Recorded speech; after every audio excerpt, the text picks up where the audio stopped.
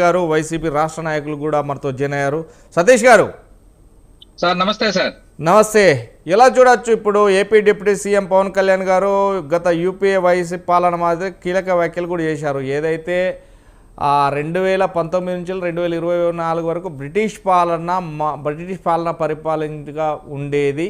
ఈ రోజులు మాత్రం ఏదైతే కూటమి ప్రభుత్వం ఏర్పడిన తర్వాత ఆంధ్రప్రదేశ్లో ప్రజలు సుఖశాంతులతో పాటు స్వేచ్ఛాజీవులుగా బతుకుతున్నారు.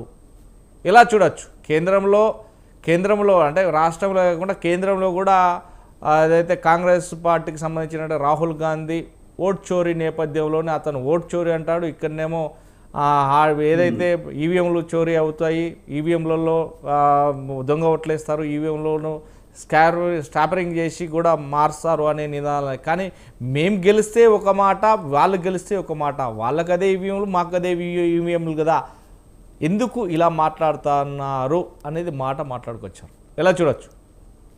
ముందుగా ఈరోజు డిబేట్లో పాల్గొన్న పెద్దలందరికీ మీకు కూడా హ్యాపీ ఇండిపెండెన్స్ డే సార్. ఆ మాట పవన్ కళ్యాణ్ గారు ఇప్పుడు ఏదైతే ఈరోజు ఆరోపించారో ఆ మాట మాకన్నా ముందుగా ఆయనకి దత్తతండ్రి ఉన్నాడు కదండి, దత్తతండ్రి చంద్రబాబు నాయుడు గారిని అడగమనండి ఆ మాట. ఎందుకంటే 2014లో మీ అలాంటి మాటలు మాట్లాడడం ఆపండి బ్రదర్, ఇంకన్నా ఆపండి బ్రదర్. చెల్లికి సమాధానం చెప్పండి సార్, చెప్పండి.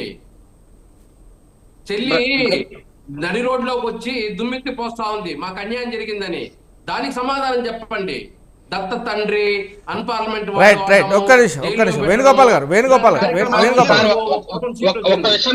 ఒక్క విషయం సార్ సోదర, ఒక్కసారి మీరు కూడా కొంచెం పేషెన్స్ గా ఉండండి. చెప్పే మాట ఒకసారి కంక్లూడ్ చేసిన తర్వాత మీరు మాట్లాడండి, కాదనట్లేదు. ఒక విషయం ఏంటంటే గతంలో ఈవీఎంల కోసం చంద్రబాబు నాయుడు గారు కూడా మాట్లాడారండి, దాన్ని గుర్తు చేస్తున్నాను. ఇప్పుడు వాళ్ళంతా కూడా కూటమి ప్రభుత్వంగా ఉన్నారు కదా ఈ రాష్ట్రంలో, కాబట్టి ఆ మాట నేను అనాల్సి వచ్చింది, పెద్దలు గమనించాలి అది. కాబట్టి ప్రజాస్వామ్యాన్ని అపహాస్యం చేసేటట్టు ఈ రోజు ఎన్నికలు చేసి, నిన్నలేక మన పులివెందుల్లో చూసామండి, ఎటువంటి రౌడీయిజం చేసి, ఎలాంటి అక్రమంగా రిగ్గింగ్లు చేసి ఎలా ఎలక్షన్ చేశారో.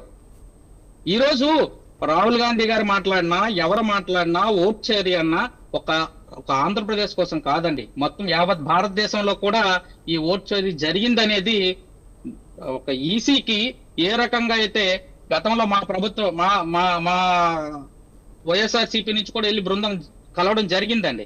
పలుమార్లు మా ఎలక్షన్ జరిగినా కూడా మా నాయకుడు దాని మీద కూడా మాట్లాడడం జరిగింది.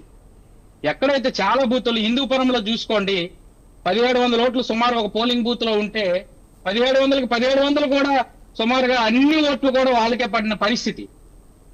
యాక్చువల్ గా ఏవైతే మనకి పోలైన ఓట్ల కన్నా చాలా పోలింగ్ స్టేషన్స్ లో, చాలా నియోజకవర్గాల్లో పోలైన దానికన్నా 12.5% ఈ రాష్ట్రంలో ఎక్స్ట్రా ఓట్స్ కౌంటింగ్ ఎలా జరిగాయో మరి చెప్పమనండి. మా మీద ఒకవేళ మేము 19 నుంచి 19 ఎలక్షన్ లో మీరు అలా గెలిచి ఉన్నామని మీరు అంటున్నారు కదా, మరి అప్పుడు మీరు ఎందుకండి మాట్లాడలేదు?